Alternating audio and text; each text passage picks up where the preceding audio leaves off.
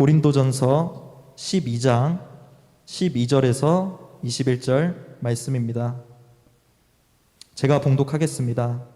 몸은 하나인데 많은 지체가 있고 몸에 지체가 많으나 한 몸임과 같이 그리스도도 그러하니라.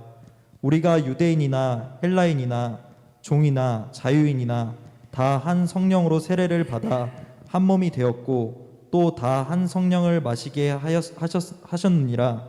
몸은 한 지체뿐만 아니요 여럿이니 만일 발이 이르되 나는 손이 아니니 몸에 붙지 아니하였다 할지라도 이로써 몸에 붙지 아니한 것이 아니요 또 귀가 이르되 나는 눈이 아니니 몸에 붙지 아니하였다 할지라도 이로써 몸에 붙지 아니한 것이 아니니 만일 온몸이 눈이면 듣는 곳은 어디며 온몸이 듣는 곳이면 냄새 맡는 곳은 어디냐. 그러나 이제 하나님이 그 원하시는 대로 지체를 각각 몸에 두셨으니 만일 다 한 지체뿐이면 몸은 어디냐. 이제 지체는 많으나 몸은 하나라. 눈이 손더러 내가 너를 쓸 데가 없다 하거나 또한 머리가 발더러 내가 너를 쓸 데가 없다 하지 못하리라. 교회가 되는 조건은 오직 한 가지입니다. 다른 자격을 요구하지 않습니다. 이 일에는 남녀노소나 종이나 자유인이나 유대인이나 헬라인이나 누구라도 예수 그리스도를 살아계신 하나님의 아들 그리스도임을 고백한다면 교회 구성원이 됩니다. 다른 조건은 묻지 않습니다. 왜냐하면 그리스도가 만유시고 만유 안에 계시기 때문에 그렇습니다. 그리스도가 만유시며 만유 안에 계신다는 의미를 이제 때가 되면 한동안 여러분에 선포하게 될 겁니다. 그리스도만이 모든 것의 실체이기 때문이고 그리스도를 위하여 만물이 창조되어 있기 때문에 그렇습니다. 그래서 다른 자격을 묻지 않고 그리스도가 하나님의 아들 그리스도가 예수라는 사실을 고백한다면 교회 구성원이 됩니다. 그리고 누가 교회를 섬기도록 은사와 직분과 이 사역을 주시는지를 잘 알고 있어야 됩니다. 이미 지난주에 말씀을 드렸습니다. 그렇게 해서 하나님이 의도하신 목적이 무엇인지를 분명히 알고 달려가야 되는 것입니다. 하나님이 교회를 세우시고 은사를 주어 직분자를 세워 무엇을 의도하고 있는지를 분명히 알고 섬겨야 되는 것이 교회입니다. 지난주에 우리가 교회가 얼마나 놀라운 것인가를 살펴보았습니다. 첫째는 하나님이 자기 피로 사신 것이라고 말씀드렸고 살아계신 하나님의 집인 것을 말씀을 드렸습니다. 그리고 진리의 기둥과 터라는 사실도 확인을 했습니다. 오늘은 네 번째로 교회는 그리스도의 몸입니다. 그리스도의 몸이라, 다시 말하면 그리스도는 교회의 머리라 이런 뜻입니다. 이 교회와 그리스도는 생명의 유기체로 연합되어 있습니다. 성도의 각각은 몸의 지체로서 몸에 붙어서 그리스도와 생명의 관계를 누리고 있는 존재들입니다. 따라서 교회는 유기적으로 생명의 연합을 이루고 있는 곳이라는 걸 잊지 말아야 됩니다. 무슨 연합? 생명의 연합을 이루고 있는 것입니다. 그리스도가 교회의 머리 된다는 사실이 얼마나 놀라운 사실이냐 하면은 여러분의 영원한 승리와 운명이 그리스도가 머리 되심에 달려 있습니다. 사도 바울은 이 사실을 에베소 성도들이 알았으면 좋겠다고 하나님 앞에 간절히 이렇게 기도합니다. 우리 주 예수 그리스도의 하나님 영광의 아버지께서 지혜와 계시의 영을 너희에게 줘 성령을 충만하게 달라는 거죠. 하나님을 알게 하시고 하나님을 아는 것은 성령이 알게 하시는 겁니다. 하나님이 주신 은혜들을 깨닫게 하신 분이 성령이에요. 그래서 성령 충만하지 않으면 여러분이 말씀을 들을 때 그냥 빙빙빙빙 돌고 맙니다. 깨닫지 못합니다. 그러나 성령을 소유하고 충만한 사람들은 노인이라 할지라도 하나님의 말씀을 흡수합니다. 깨닫고 듣습니다. 참 놀라운 비밀이죠. 하나님이 어떠한 능력으로 우리를 구원시키고 지키시는가? 그것이 그리스도의 머리 되심을 통하여 보호하고 지키시는데 사도 바울은 그 일을 에베소 성도들이 알기를 원해서 너희 마음의 눈을 밝히사 그의 부르심의 소망이 무엇이며 성도 안에서 그 기업의 영광의 풍성이 무엇인지를 알기를 원하고, 마지막으로 그의 힘의 이력으로 역사하심을 따라 우리에게 베푸신 능력의 지극히 크심이 어떠한 것을 너희가 알기를 간구한다 합니다. 여러분에게 임한 하나님의 능력, 지극히 시킨 하나님의 능력, 그리스도 예수 안에서 죽은 자를 살리신 하나님의 능력이 여러분에게 찾아왔다, 여러분을 지키고 보호하고 있다라는 사실을 알기를 원한다는 거죠. 이어서 이렇게 설명합니다. 그의 능력이 그리스도 예수 안에서 역사하사 죽은 자 가운데 다시 살리시고 하늘에서 자기의 오른편에 앉히사, 하늘 우편에 앉아 계심이 우리 주 예수 그리스도입니다. 모든 통치와 권세와 능력과 주권과 이 세상뿐 아니라 오는 세상을 일컫는 모든 이름 위에 뛰어나게 하시고, 예수 그리스도의 이름을 가장 존귀한 이름으로 뛰어나게 하셨을 뿐만 아니라 또 만물을 그 발 아래 복종하게 하시고 그를 만물 위에 교회의 머리로 삼으셨느니라.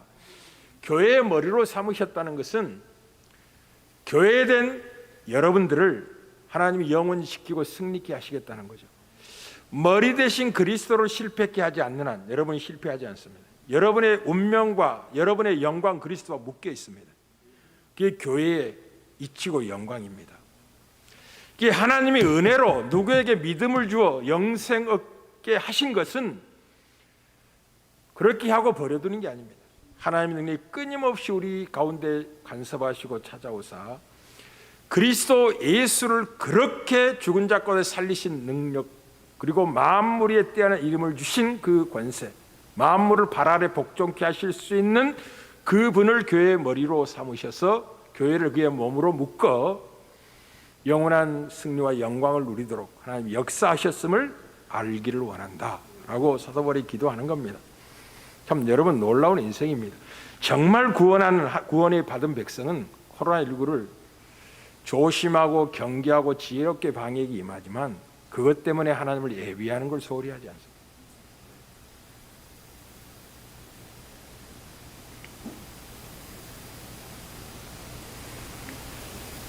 따라서 최종적인 승리를 우리가 약속받고 있다는 것을 교회가 알고 있으면 여러분이 어떻게 최종 승리를 보장받고 있는 거룩한 백성들인지를 깊이 알아야 됩니다.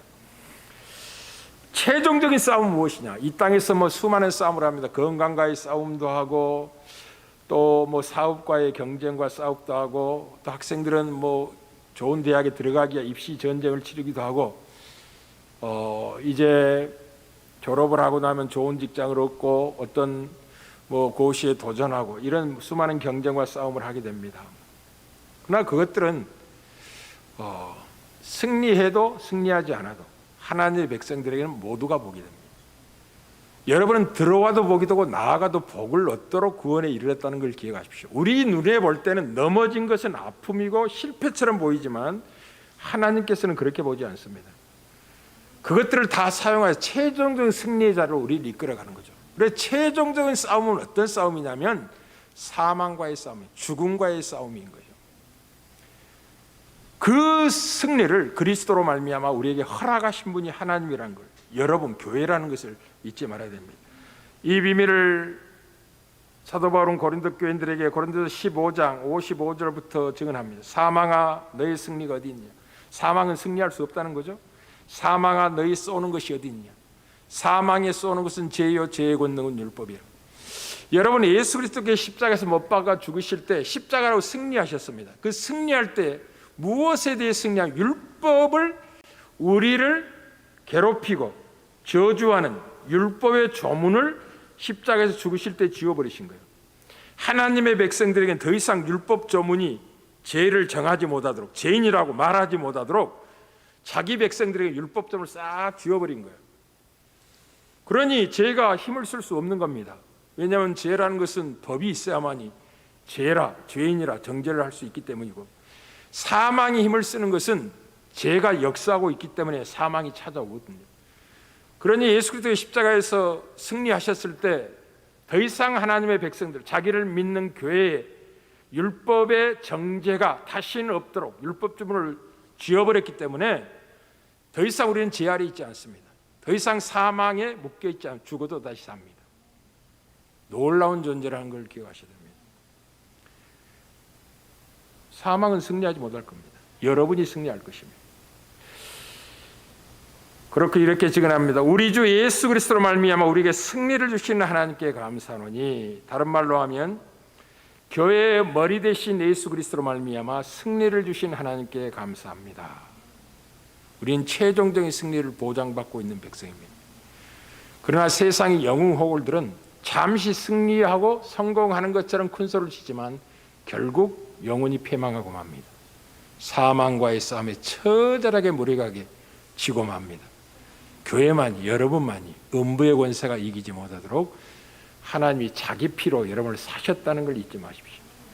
여러분이 얼마나 귀하고 소중하면, 교회가 얼마나 영광스러운 존재이면 자기 피를 주어 우리를 사겠습니까? 생명을 주고 우리를 대신 건져내는 거거든요. 그 예술대의 십자가 아닙니까? 그러므로 내 사랑하는 형제들아, 견실하며 흔들리지 말고 항상 주의 일에 더욱 힘쓰는 자들이 되라. 이는 너희 수고가 주 안에 헛되지 않은 줄 아는 거예요. 코로나19는 이 사실을 보다 분명하게 우리에게 확인시키는 겁니다. 예수를 믿느냐? 죽어도 산다는 사실을 알고 있느냐? 부활 생명을 소유하고 있느냐? 지금이야말로 더욱더 주의 일에 힘쓸 때다. 지금이야말로 믿음의 강력한 힘이 무엇인지를 온 세상에 알릴 때라고 하나님 말씀하고 계시는 거죠. 개 모임이 있고 동창 모임이 있고 결혼식이 있고 집에서 김장을 하고 뭐 이런 것 때문에 예배를 소홀히 하는 것은 교회가 무엇인지를, 자기가 누구인지를 잘 모르고 있는 겁니다. 이제 코로나19 때문에 격리를 명받았거나 또는 건강이 아주 좋지 않아서 예배하지 못하는 건 충분히 이해합니다. 그러나 그런 이유를 제외하고는 대통령이 만나자고 해도 거부할 줄 알아야 됩니다. 여러분은 대통령보다 더 높은 권세의 자리에 이르렀다는 거예요. 천사를 여러분이 심판하게 될 겁니다. 이 세상이 여러분의 것이에요. 그리스도가 만물의 통치자이기 때문에 여러분은 그의 몸으로 각자는 지체로 부름을 받고 있기 때문에 그리스도의 영광이 우리의 영광입니다. 우리의 운명이 될 겁니다. 이게 그리스도가 교회의 머리 된다는 중요한 의미 중에 하나입니다. 둘째는 여러분이 머리 대신 그리스도로 말미암아 자라게 된다는 걸 잊지 말아야 됩니다. 여러분의 믿음이 자라고 그리스도의 장성한 분량에 이르게 하는 비밀이 어디에 있느냐면 이 교회의 머리 대신 그리스도로부터 온몸이 각 마디를 통하여 도움을 받음으로 연결되고 결합이 되어 있어서 각 지체의 분량대로 역사의 그 몸을 자라게 하신 주님께 단단히 붙어 있어야 되는 거죠. 머리 대신 그리스도를 붙잡아야 되는 겁니다. 그래야지 여러분이 자라게 돼요. 사랑 안에 스스로 커가게 됩니다. 이 비밀을 골로새서에서는 이 경계함에 이렇게 2장 18절 19절에 이야기합니다. 아무도 꿈에는 겸손과, 꿈에는 겸손이라는 것은 정말 종교인처럼 정말 겸손하여 저런 사람이라면 참되게 신을 섬기고 있는 게 아닌가라고 오해할 정도로 꿈에는 겸손을 가지고 하나님의 사람을 증언하는 못된 인간들이 있었습니다. 못된 인간들이라고 제가 표현한 것은 속기 쉽기 때문에 그렇습니다. 아무도 꿈에는 검소가 천사 숭배를 이유로 너희를 정죄하지 못하게 하라. 그가 본 것을 의지하여 그 육신의 생각을 따라 헛되이 과장하고. 여러분, 신앙 안에는 뭐 신령한 세계를 보았다, 들었다, 환상, 꿈, 여러 가지 자기만 독특하게 받은 계시, 이런 이야기를 많이 하는 사람이 있습니다. 속지 마세요. 그들은 과장하고 있는 것입니다. 그들은 머리를 붙들고 있지 않기 때문에, 머리 대신 그리스도를 단단히 붙잡고 있지 않기 때문에 그런 것을 자랑하게 되는 겁니다. 여러분이 어떻게 자라냐? 머리를 붙들지 않은지라 온몸이 머리로 말미암아 마디와 힘줄로 공급함을 받고 연합하여 하나님이 자라게 하심으로 자라게 됩니다. 예수 그리스도가 여러분의 머리 되시면 여러분을 그리스도의 장성한 분량에게 성장시키고자 하는 하나님의 비밀의 경륜이라는 걸 기억하십시오. 예수를 붙잡아야 돼요. 예수를 놓치지 말아야 됩니다. 세월 속에 그분을 더 알아가야 돼요. 그분의 사랑의 깊이를 깊이 깨달아야 됩니다. 그분이 얼마나 자기 자신을 십자가에 내어주신 사랑으로 우리에게 찾아오신 그 사랑의 높이와 깊이와 길이와 넓이를 깨달아서 하나님의 모든 충만하심으로 충만해져가는 복된 은혜를 누리셔야만 합니다. 이 몸의 지체인 성도는 이제 몸에 붙어 있어야 되는 거죠. 이렇게 표현합니다.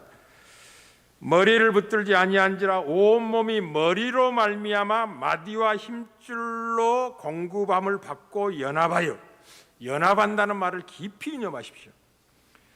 여러분 각자는 머리 대신 교회의 몸의 한 지체로 부름을 받습니다. 그러니 그 지체는 몸에 붙어 있어야 되는 것입니다. 이 오른팔이 이 몸에서 잘려 나간다면 더 이상 그 팔을 몸의 지체라고 이야기하지, 교회라고 이야기하지 않습니다. 그건 썩은 고기에 불과합니다. 여러분 몸에서 딱 분리되는 순간, 생명에서 딱 차단되는 순간 서서히 썩어가게 될 것입니다. 고기 덩어리에 불과합니다. 붙어 있어, 연합되어 있어야 됩니다. 그리고 각 성도는 몸된 교회의 유익을 위하여 성령께서 각 지체에게 은사를 주어 섬기게 하시고 있다는 걸 잊지 말아야 합니다. 은사는 다양합니다. 몸의 지체가 다양한 것처럼 다양합니다. 오른손이 하는 역할이 있고 오른발이 하는 역할이 있습니다. 눈이 하는 역할이 있고 입이 하는 역할이 있죠. 눈이 멀리 볼 수 있는 역할을 한다고 해서 입은 멀리 볼 수 없으니 나는 몸의 지체가 아니라고 말할 수가 없는 것입니다. 각각의 역할이 있는 겁니다. 교회는 그렇게 여러 지체들이 성령이 주신 은사를 따라 교회의 유익을 위해 섬김으로 몸을 자라게 하고 그렇게 해서 그리스도의 영광을 높이고 하나님의 나라를 참된 예배와 헌신을 통해 섬기는 것이 교회입니다. 그래서 참된 예배자가 아니면 하나님의 나라를 섬기는 자가 아닙니다. 헌신하지 않는 성도들은 진실로 하나님을 받들지 않는 사람들입니다. 이 참된 예배와 헌신을 통해서 하나님의 임재를 경험하고 그때 머리 대신 그리스도께서 각 마디를 통하여 또 힘줄과 연합되어 있는 각 지체에게 역사하여 그 믿음의 분량대로 자라게 하시는 겁니다. 그렇게 해서 사랑 안에 세워져 갑니다. 교회가. 오늘은 이제 교회가 무엇인지 직분을 받는다는 게 얼마나 신비한 일인지를 한동안 말씀을 드리겠는데 그때마다 한 독특한 주제에 대해서 여러분과 함께 나누게 될 겁니다. 여러분 오전 시리즈 설교나 오후 여러 시리즈 설교는 모든 성도를 전체를 모아놓고 진리가 무엇인지 실제적으로 성경을 깊이 연구하고 묵상하는 단계로 들어가게 하려고 그렇게 하는 겁니다. 본문을 보시길 바랍니다. 어떻게 각 지체가 한 몸을 이루게 되는가, 이 비밀을 오늘 여러분과 잠깐 나누고자 합니다. 우리는 이제 어떤 사람은 오른팔처럼, 어떤 사람은 눈처럼, 어떤 사람은 심장처럼, 어떤 사람은 뭐 발처럼 이렇게 은사를 받아 몸의 한 구성 요소가 되어 몸의 유익을 위하여 이제 섬기게 됩니다. 중요한 것은 이제 각 지체가 어떻게 몸에 달라붙을 수 있느냐는 거죠. 몸의 한 부분이 되느냐 하는 것입니다. 그 비밀을 오늘 본문 13절이 이야기하고 있습니다. 13절을 다 같이 한번 합독해 보겠습니다. 우리가 유대인이나 헬라인이나 종이나 자유인이나 다 한 성령으로 세례를 받아 한 몸이 되었고 또 다른 성령을 마시게 하셨느니라. 아주 중요하죠. 우리가 다 한 성령으로 세례를 받아 한 몸이 되었다고 이야기합니다. 자, 성령으로 세례를 받는다라는 말이 무슨 말이냐면 여러분이 예수를 믿을 때, 예수를 주와 그리스도로 믿을 때 성령은 역사하여 우리를 그리스도와 연합시킵니다. 하나가 되게 합니다. 신비한 연합을 이룹니다. 성령께서 그렇게 하는 거예요. 우리는 성령 안에서 예수 그리스도께 접붙임을 받습니다. 그리스도 안에 거하게 됩니다. 그런데 세례라는 말이 무슨 말이야? 성령의 세례를 받아. 성령으로 세례를 받아. 세례라는 것은 예수 그리스도의 죽음과 장사 지냄과 부활에 연합하는 것입니다. 연합하는 거예요. 그러니까 예수 그리스도가 죽으실 때 우리가 함께 죽고 그분이 장사 지냄 바 되고 우리도 함께 장사 지냄 바 되고 그분이 부활할 때 우리가 새로운 피조로 부활하여 그것을 세례라고 표현한 겁니다. 성령으로 거듭났다라고 다른 말로 하면 성령의 거룩하게 하심 이런 표현입니다. 그렇게 해서 이제 몸의 지체가 되고 한 몸을 이루게 됩니다. 그러나 오늘 더욱더 중요한 것은 그 다음 말입니다. 또 다 한 성령을 마시게 하셨느냐. 야, 이 성령을 어떻게 마시는 거지? 라고 이제 생각이 쉽죠. 여러분이 하나님에게 일꾼으로 직분자로 쓰임을 받기 위해서는 이 성령의 마심이 얼마나 중요한지를 이제 알고 계셔야 됩니다. 성령은 영원히 목마르지 않도록 하시는 생수가 되신 성령님이십니다. 그래서 여러분이 성령을 마심으로 한 몸으로 단단히 결속됩니다. 어떤 성도는 느슨하게 이게 잘못한 건 떨어져 나갈 거 아닌가? 라는 생각이 절대로 견고하지 못하고 흔들흔들거리는 신앙의 삶을 사는 걸 보게 됩니다. 우리가 다 한 성령을 마심으로 단단히 한 몸에 붙어 있고 결속되게 됩니다. 성경은 여러 곳에서 성령을 우리가 마셔야 될 생수라고 말씀합니다. 성령이 우리가 마셔야 될 생수입니다. 여러분, 사람이 음식은 몇 날 안 먹어도 좀 견딜 수 있습니다. 그동안의 에너지를 가지고. 그러나 물을 며칠 안 마시면 목이 갈아요. 거의 기진합니다. 그래서 철학자들 중에 한 사람들은 물이 생명이다라고 이야기를 하기까지 하는 이야기를 하죠. 물을 마시지 않으면, 성령을 여러분이 충만히 마셔드리지 않으면 목이 말라 기진하게 됩니다. 지체로서의 역할을 감당하기 어렵단 말이에요. 자기에게 맡겨진 은사를 잘 사용하기가 어렵습니다. 그래서 몸의 유익을 구하는데 힘이 듭니다. 몸의 유익을 위해서 일꾼을 세우시고 직분자를 세워 사역을 맡겼는데 성삼위 하나님이 이 성령을 충만히 마셔드리지 않음으로 말미암아, 충만하지 않음으로 말미암아 교회의 유익을 위하여 쓰임받을 일꾼들이 오히려 교회에 장애가 되고 거치는 역할을 하는 것을 보게 됩니다. 교회 일꾼들은 모이기를 힘써야 되는 거예요. 이제 우리 여성교회 총회가 목전에 와 있다 그러니 주의 자비하심으로 권면합니다. 리더들은 먼저 셀 식구들에게 다 연락하여 예배에 참여하도록 권면을 하십시오. 그리고 여성교회 임원들이 먼저 모여 한 해를 돌아보고 감사하고 결산하세요. 한 명이라도 모이지 않으면 모이지 마세요. 그게 얼마나 중요한 줄 아십니까?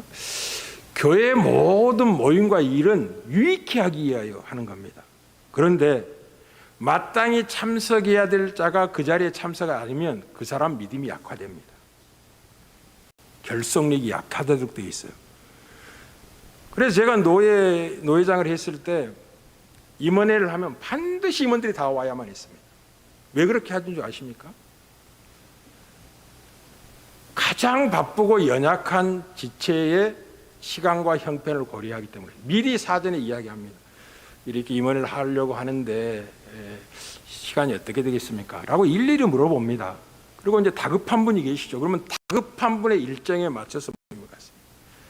그러니 다 오는 거예요. 그렇게 해야만이 임원의 역할을 감당하는 거예요. 그 직분을 감당할 수 있는 힘을 얻는 거예요. 모일 때마다. 그런데 마땅히 모임에 있어야 될 그가 없으면 믿음은 점점 약해지고 교회 유익을 위하여 세움받은 직분을 오히려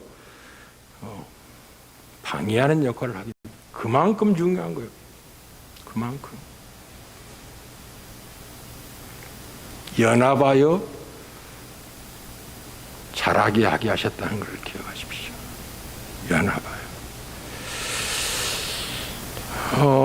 이제 예수님은 이제 우리가 마셔야 될 생수가 성령님인 것을 요한복음 4장과 그리고 요한복음 7장에서 다룹니다. 수가성 여인이 이제 물을 기르러 온 거죠. 그때 예수님께서 유대인으로서 사마리아 여인에게 내게 물 좀 달라라고 요청하자 그 여인이 깜짝 놀랍니다. 아니 유대인으로서 어떻게 더구나 남자가 여자에게 물을 달라고 할 수 있습니까? 라고 반문하자 예수님이 희한한 말씀을 하시죠. 너에게 물을 달라는 자가 누구인지 그리고 하나님의 선물이 무엇인지 네가 알았다면 나에게 너가 물을 달라고 했을 것이다 라고 합니다. 하나님의 선물과 내가 누구인지를 너가 알았다면 그 하나님의 선물은 성령을 이야기하는 겁니다.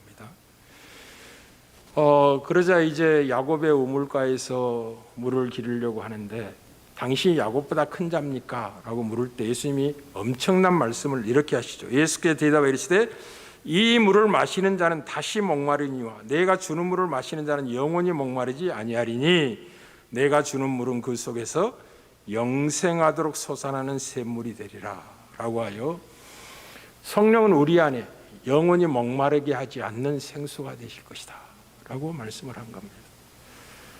요한복음 7장에도 마찬가지입니다. 여러분 이제 구원의 완성의 때 하나님의 나라에 가면 물잔치 불잔치를 하게 될 겁니다. 날마다 생수의 강을 마시게 될 겁니다. 그 곁에서 맺는 모든 생명의 열매도 여러분 영원히 먹고 누리게 될 겁니다. 그게 초막절의 의미예요. 초막절 장막절의 의미입니다. 명절 끝날 장막절의 끝날에 예수께서 와서 이르시되 누구든지 목마르거든 내게 와서 마시라. 나를 믿는 자는 성경의 이름과 같이 그 배에서 생수의 강이 흘러나오리라. 이 생수의 강이 누구인지를 정확히 주님이 이렇게 말씀하십니다. 이는 그를 믿는 자들이 받을 성령을 가리켜 말씀하신 것이라 라고 하여 여러분이 몸의 지체로서 교회에 유익히 하려고 하면 한 성령을 마셔야 되는 겁니다. 성령 충만하셔야 돼요. 그래야만 이 직분을 감당할 수가 있는 것입니다. 그리고 우리 주님은 이 성령 충만의 비밀을 이 땅에 오셔서 알리셨습니다. 어떻게 성령 충만할 수 있는지를 주님이 정확히 알렸죠. 어떻게 성령 충만한다고? 물론 에베소 교인들 향하여 사도 바울이 에베소 5장 18절에 술 취하지 말라 이는 방탕한 것이니 오직 성령의 충만을 받으라 라는 말씀도 있지만 우리 주님이 기도를 가리키면서 아주 의미 있는 말씀을 하셨습니다. 누가복음 11장 9절에 13절이면 내가 또 너에게 이르노니 구하라 그리하면 너에게 주실 것이요 찾으라 그러면 찾아낼 것이요 문을 두드리라 그러면 너에게 열릴 것이니 얼마나 중요한지 또 한 번 반복합니다. 구하는 이마다 받을 것이요 찾는 자가 찾아낼 것이요 문을 두드리는 게 열릴 것이니라. 이 비밀이 얼마나 깊고 신비하고 중요한지 주님은 또 비유를 듭니다. 너희 중에 아버지 된 자로서 누가 아들이 생선을 달라 하는데 생선 대신에 뱀을 주며 알을 달라 하는데 정갈을 주겠느냐.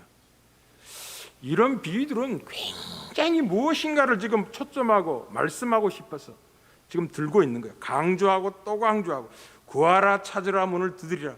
그것도 부족해서 또 한 번 구하는 이마다 얻을 것이요 찾는 이가 찾아낼 것이요 두드린 자에게 열릴 것이나 강조해놓고 멈추지 않고 어떻게 하늘 아버지와 이 세상의 부모와의 관계 속에서 반드시 기도가 응답된다는 사실을 알리기 위해서 이렇게 강조합니다. 너희 중에 아버지 된 자로서 누가 아들이 생선을 달라는데 생선들의 뱀을 주며 알을 달라는데 정갈을 주겠느냐. 너희가 악할지라도 좋은 것을 자식에게 줄 줄 알거든. 사실 그렇죠. 뭐 도둑의 아비라 해도 자기 자식만큼은 좋은 것을 주려고 애를 쓰죠. 그리고 이제 도둑질하는 동기도 물어보면 뭐 자식을 먹이고 키워야 되는데 없어서 그런 변명 이야기가 들릴 수 있습니다. 그만큼 이 세상에 육신을 가지고 있는 좋지 않은 부모라도 자식에게는 편을 드는 겁니다. 줄 줄 압니다. 하물며 핵심은 하물며 너희 하늘 아버지께서 구하는 자에게 성령을 주시지 아니하겠느냐라고 합니다. 이 기도의 비밀은 교회의 유익을 위하여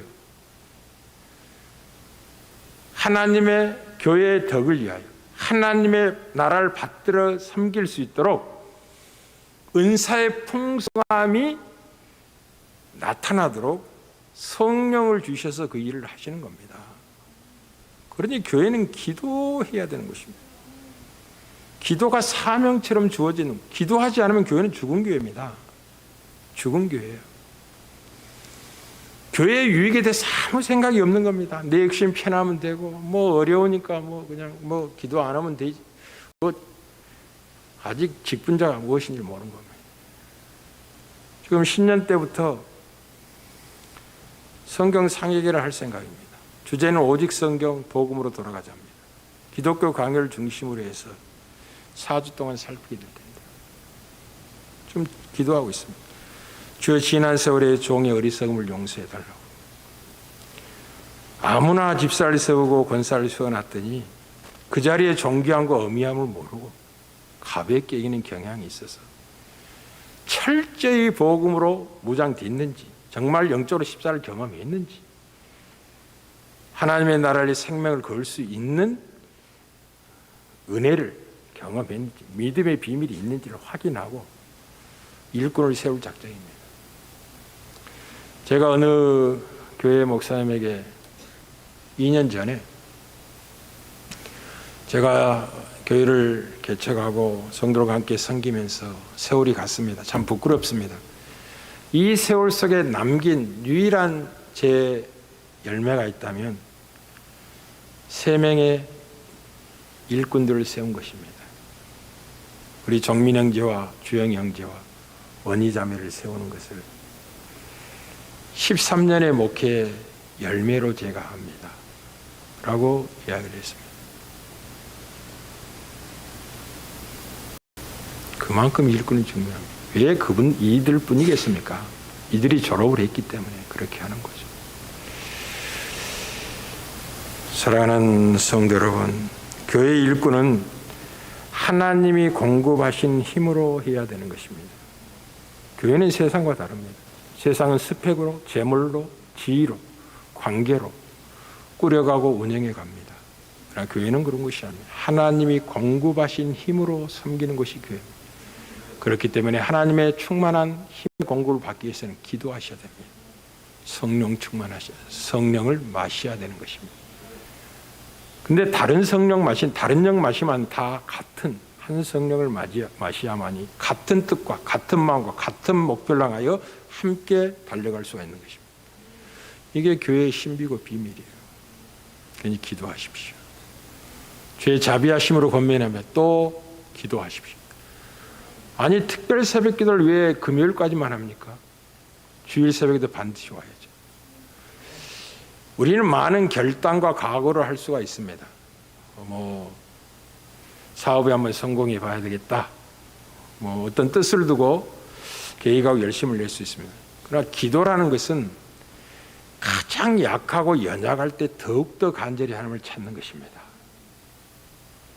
가장 약하고 연약할 때, 병들었을 때, 고난당할 때 기도하라는 거죠. 그런데 내 육신이 약해지고 나이가 들면 들수록 더 깊이 기도해야죠. 더 간절히 기도해야죠. 더 많이 기도해야죠. 거꾸로 가시면 안 됩니다. 금요일까지만 기도, 주일 새벽은 안 해야지. 그런 결단이 어디가 있습니까? 그런 각오가 어디가 있어요? 있을 수가 없는 거죠. 우린 교회 유익을 위해서 일꾼으로 직분자로 세움을 받았습니다. 그러니 일꾼들은 기도하는 사람들입니다. 기도하는 사람들이에요. 목회자를 위해서 기도하고, 그리고 온 성도를 위해서 기도하셔야 됩니다. 그리고 주의 자비하심으로 대표 기도하는 분들에게 권면합니다.